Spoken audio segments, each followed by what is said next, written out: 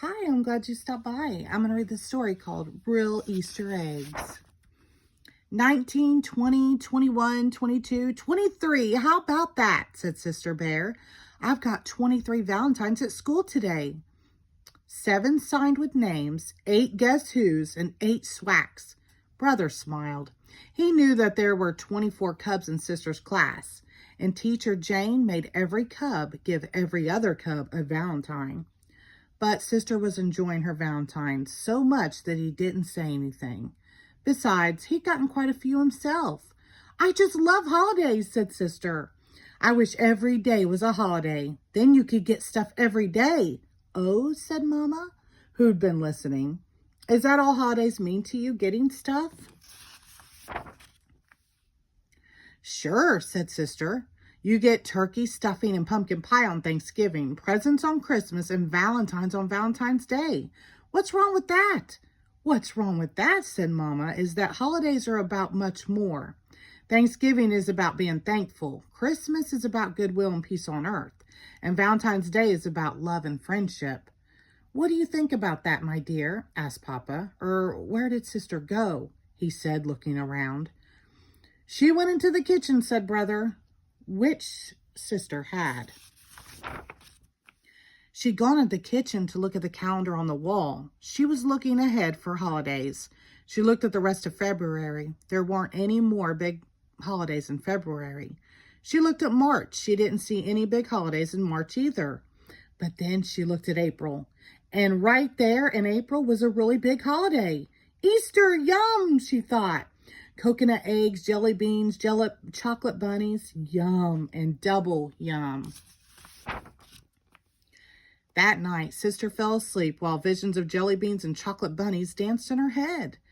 But it was still winter, and when she woke up the next morning, she forgot about Easter and spring because there was a new blanket of snow covering the earth.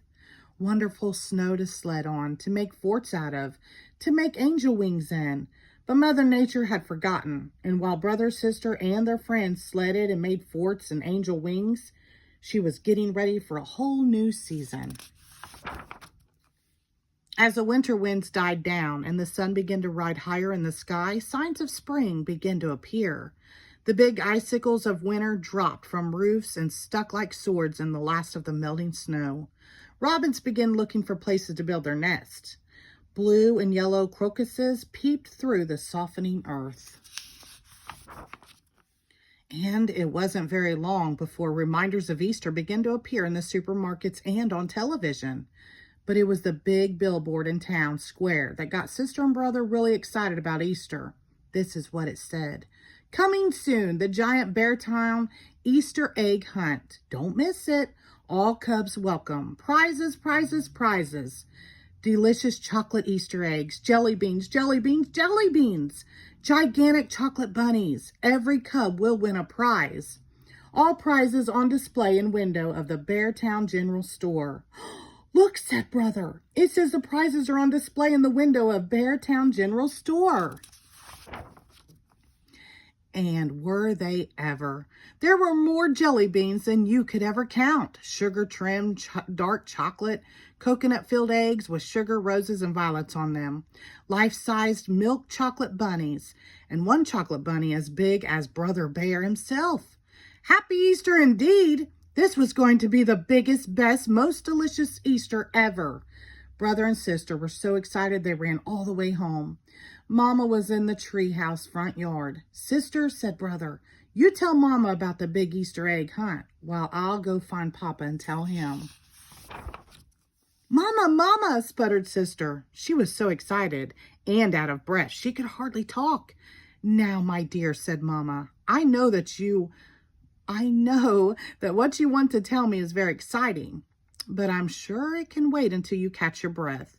Meanwhile, I've got some exciting things to show you. But Mama, protested Sister. Just look here, said Mama, kneeling down. See those little blue and yellow flowers? They're from the crocus bulbs I planted last fall. They've been sleeping under the snow all winter. Now they're the first to push up through the earth and greet the spring. Aren't they lovely? Yes, Mama, they're nice, said Sister. But Brother and I were just down at the town square, and guess what? But Mama didn't quite hear Sister because she had walked across the yard and was looking closely at a scratchy-looking bush. It didn't look like much to Sister. "This is a forsythia," said Mama. "It doesn't look like much now, but it comes the first warm sunny day, it will burst with thousands of brilliant yellow flowers. Surely you remember it from last spring, my dear." Sister did, sort of, and it was pretty, but it didn't begin to compare with those sugar roses and violets on those dark chocolate Easter eggs, or those zillions of brightly colored jelly beans. That's when Papa and Brother came running around the house. Papa was just excited as Brother and Sister. "How about that?" cried Papa. "How about what?" said Mama. "Didn't Sister tell you?" said Papa. "There's going to be a big Easter egg hunt on the town square, and you should hear the prizes, more jelly beans than you could ever count." "Papa," said Brother. "All kinds of chocolate eggs," continued Papa. "Papa," repeated Brother, tugging on Papa's pant leg. Yes, son. "I forgot to tell you," said Brother. "The Easter egg hunt is just for cubs." "Just for cubs," said Papa. "That's right," said Brother. "Oh," said Papa. He was more than a little disappointed. Papa was crazy about jelly beans, especially the black ones. Mama sighed. She looked at Papa and the cubs. She was a little disappointed too. The day of the Easter egg hunt dawned bright and early. Sister, Brother, and dozens of their friends were on the town square waiting for Mayor Honeypot to give the signal for the hunt to begin. They had bags and baskets of every shape to gather their eggs. Brother and Sister were especially well prepared. They each had a big basket, the better to carry the eggs they would find. When the mayor gave the signal, it was helter-skelter, gather, gather, here an egg, there an egg, everywhere an egg. But Brother and Sister had a plan. Instead of hunting where the other eggs were, they quickly moved to the woods at the edge of the square. "Here's a red one and a pink one and a green one," shouted Sister as she popped the eggs into her basket. "And here's an orange one and a yellow one and a lavender one," cried Brother as he popped them into his basket.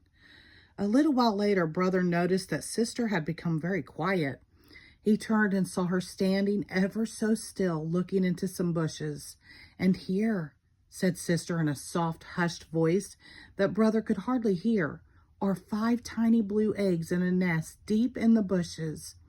Ever so carefully and quietly, Brother moved into the bushes and looked over Sister's shoulder at the real Easter eggs. And together they watched as one by one each tiny blue egg cracked open and a tiny, scraggly, wet baby robin struggled to climb out.